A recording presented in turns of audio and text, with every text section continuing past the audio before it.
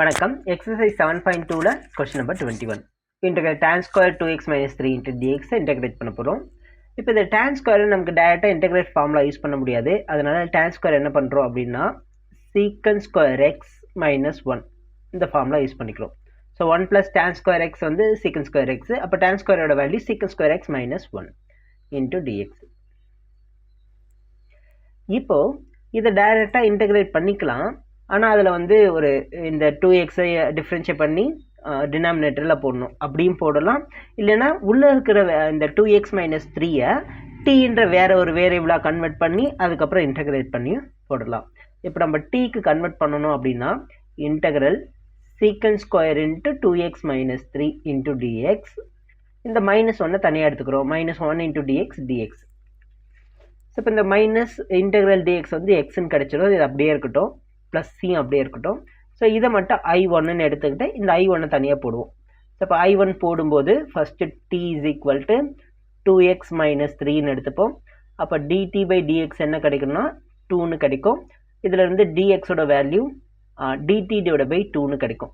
So இந்த வேல்யூஸ்லாம் இந்த I1ல் apply பண்ணுறோம். I1 is equal to integral secant square into 2x - 3 into dx. So இப்போ integral secant square t into டிஎக்ஸோட value dt/2. So dt/2 1/2 வந்து constant வெளியே எடுத்துடுறேன். Integral secant square t into டிடின்னு கிடைக்கும். Integral secant square டியை integrate பண்ணோம் அப்படின்னா நமக்கு tan t கிடைக்கும். tan t plus c1. இங்கே வேணால் c2ன்னு எடுத்துக்கலாம். ஸோ இப்போ 1/2 tan of 2x - 3 plus c1. இது எடுத்து வந்து இதில் அப்ளை பண்ணோம் அப்படின்னா இங்கே ஒரு c1 இங்கே ஒரு c2 ரெண்டுத்தையும் ஆட் பண்ணி வெறும் cன்னு எழுதிக்கலாம். அப்போ ஃபைனல் ஆன்சர் என்ன கிடைக்கும் அப்படின்னா 1/2 tan 2x - 3 minus X plus C. So இதுதான் ஃபைனல் ஆன்சர். சரிங்களா? இப்போ இந்த ஸ்டெப்லாம் வேணாம் அப்படியே போடணும் அப்படின்னா பாருங்கள், இந்த இடத்துல இருந்து சீக்கன் ஸ்கொயரை இன்டெகிரேட் பண்ணோம்னா நமக்கு tan அப்படின்னு கிடச்சிரும். அதாவது tan 2x - 3. அகைன் இங்கே உள்ளே இருக்கிற வேரியபிளை டிஃப்ரென்ஷியேட் பண்ணி இங்கே டினாமினேட்டரில் போடணும். ஸோ 2xஐ டிஃப்ரென்ஷியேட் பண்ணால் 2 டினாமினேட்டரில் வந்துடும். அப்போ இங்கே நம்ம டேரெக்டாக இங்கேயே ஆன்சர் போட்டுடலாம். tan 2x - 3 / 2 minus X plus C.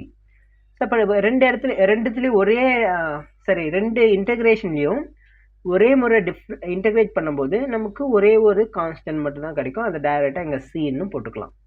இப்போ நான் தனித்தனியாக எடுக்கும்போது தான் இதுக்கு தனியாக c1, இந்த இன்டெக்ரலுக்கு தனியாக இங்கே c1 இங்கே c2ன்னு போட்டு ஃபைனலாக c1 ப்ளஸ் c2 வந்து கேபிட்டல் C அப்படின்னு எழுதியிருப்போம்.